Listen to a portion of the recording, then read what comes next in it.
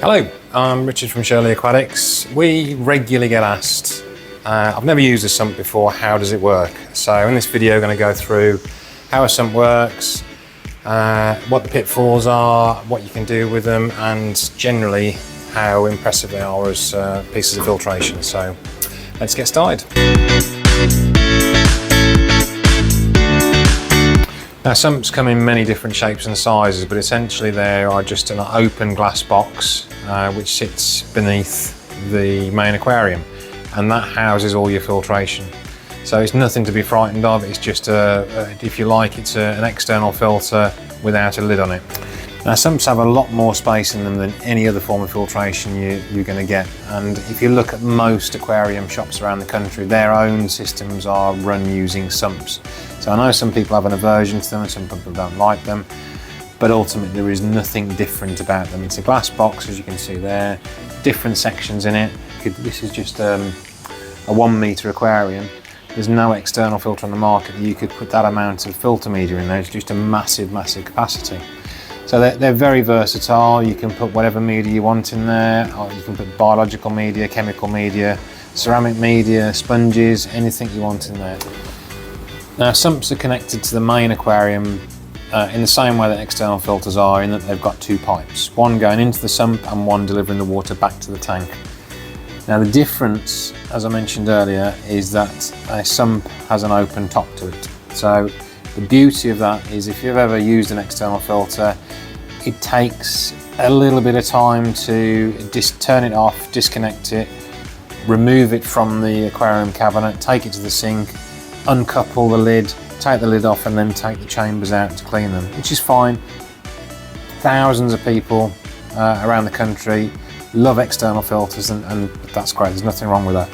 With a sump, if you want to take the media out, you've just got to lift a loose lid off there and you can take the media out straight away. So they are a lot easier to use, and the media is a lot more accessible. The thing that people are concerned about is, because it's an open top, is the water ever going to come out? And the answer is no.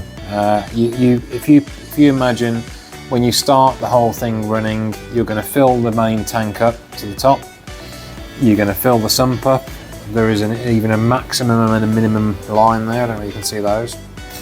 And even at the maximum line, I shouldn't tell you this, but even at the maximum line, there's still a good 3 or 4 inches of capacity there. So it's almost impossible for these things to flood. I say almost, but obviously the only way it could flood is if you put way too much water in. So if you fill the tank in at the top at the start, you fill the sump up to the maximum fill line, and it all starts running and everything's nice, and then you suddenly put a load more water in, then even so, it's still not going to flood. The only time if you put way too much water in it could flood is if you have a power cut. So what we advise people to do, and this is just for peace of mind, when they first take charge of a tank with a sump on, fill it all up properly, get it all up and running, and then just turn the pump off. And you'll see for yourself that the water level will settle in the sump. It'll go up by an inch or so, but then it'll stop. And then you could stay like that for days and days and days without any more water coming in. So in most cases, the pipes are hidden behind an acrylic weir there, so you can see where the water comes out, that little nozzle at the top there, and then there's a thicker pipe which delivers the water down below, and then usually into a first section which has got some mechanical filter media, so that cleans the water, gets rid of the particles first, and then you have your biological media in these chambers, where the biological media works best when it's kept clean. So you're using the mechanical filtration there to strip out the particles, and then the biological can get rid of all the dissolved ammonia and nitrite out of the water. You then have your circulation pump sitting there with a heater, and the circulation pump will deliver water back up through that little pipe, all the way up through the weir, and then out through the nozzle.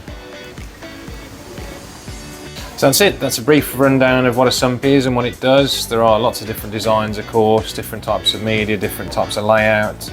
Once you've got the basic concept of how a sump works and what it does, then you can have a play around with it. We've got lots and lots in stock here. But of course, if you've got any questions or need any more information, then get in touch. Take care and we'll see you soon.